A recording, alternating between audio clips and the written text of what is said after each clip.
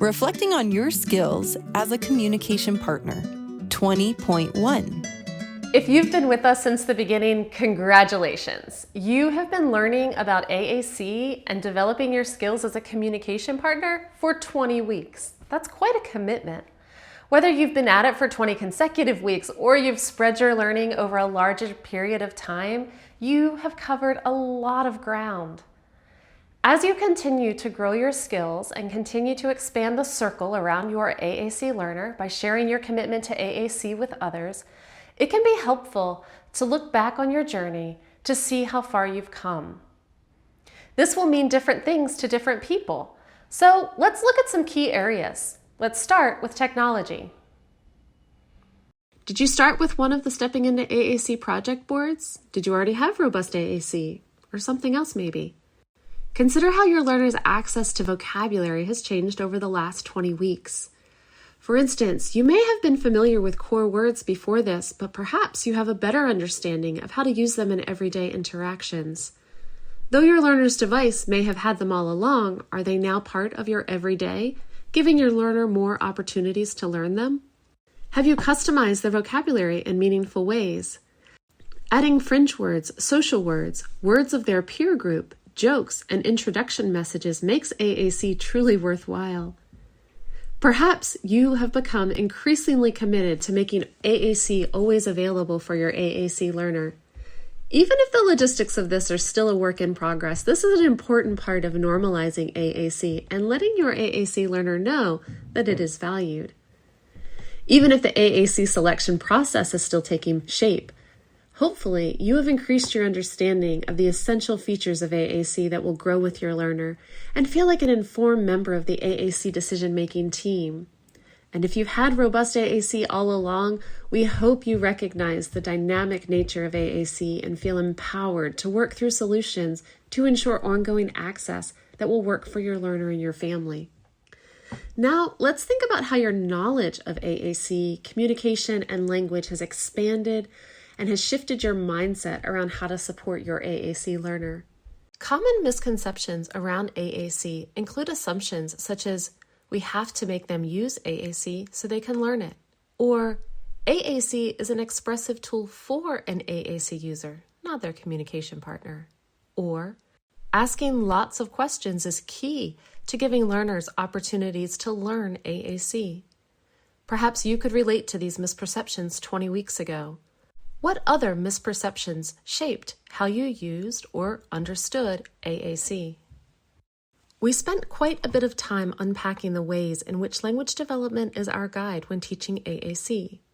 Now we understand the importance of accept all communication modalities and give feedback about all communicative attempts. The power of give language to get language. Remember, this includes access to words as well as opportunities to learn how to use them. Understanding the transactional nature of communication also guides us to use many statements and fewer questions to shape low-demand interactions while also increasing language input. Essentially, knowing that all language is learned through immersive language experiences turns our previous misconceptions on their head.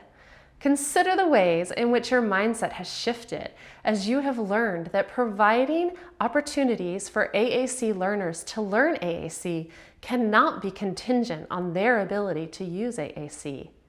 It allows us to breathe deep and keep moving forward. The next thing to consider is how your communication partner skills have evolved and what new habits you have established around AAC implementation. And it really is helpful to know, well, have you tried this or try it this way? Or what about if we did this? You know, sometimes just to get that little bit will feed me for quite a while actually. The whole shebang is overwhelming, and so the whole thing is overwhelming, and so let's take this piece and do this. And that's where I went home after a conference and I decided, no, I'm going to print off his front page, I'm going to laminate it, and I'm going to just put it everywhere. Every once in a while, it'll be on the floor in the back seat of the car, not in the pocket. And I'll say, whoa, he must have taken it out. He had to have been looking for something. And I probably wasn't listening because he's in the back seat, I'm in the front seat. So again, then I start going back to it because it wasn't where it normally is. So it's that motivation that he sometimes brings me forward with. Reflect on your early interactions with AAC. Did you only focus on fringe words? Fumble with core words? Assume it wasn't working when your learner did not touch symbols? Making space for AAC instead of time for AAC gives us the flexibility that life demands to use AAC throughout the day.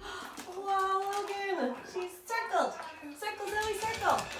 Yay! Good job, Zoe! Give her another treat. Play. Jungle gym. Swimming. You want to go swimming? Okay.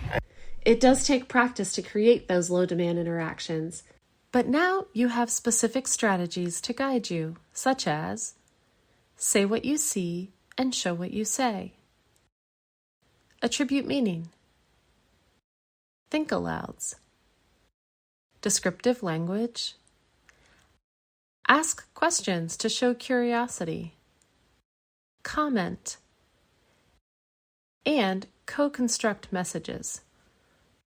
You've also explored the myriad of ways that AAC learners may show engagement, from stilling their body and acknowledging AAC to initiating with their device. In what ways have these strategies expanded your opportunities to use AAC with your learner? Think also about how your sense of accomplishment feels different, knowing that communication with AAC is flexible and dynamic, and perfection is not the goal.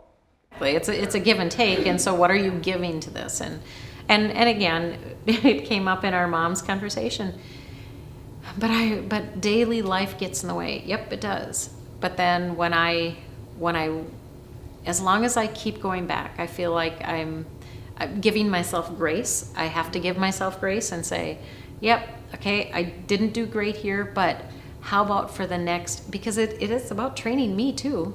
And it's persistence and coming back to it and being okay with failing and learning from that. Okay, well, that didn't work. What can I do different? And so, your AAC journey continues. Along the way, continue to take moments to reflect on how far you have come. Think about your learner's AAC device and your increasing proficiency and understanding its power, or the decisions you make along the way to ensure a best fit for your learner. Consider also the new knowledge you've acquired as you advocate for your learner, teach others, and learn from experiences. Lastly, continue to notice the AAC skills you are developing and consider the pivotal anecdotes or experiences that taught you things about AAC and your learner that were surprising and invaluable.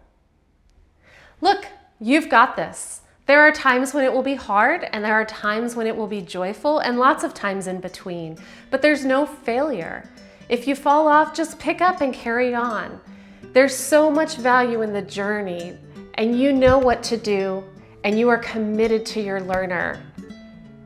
Now's the time to move forward.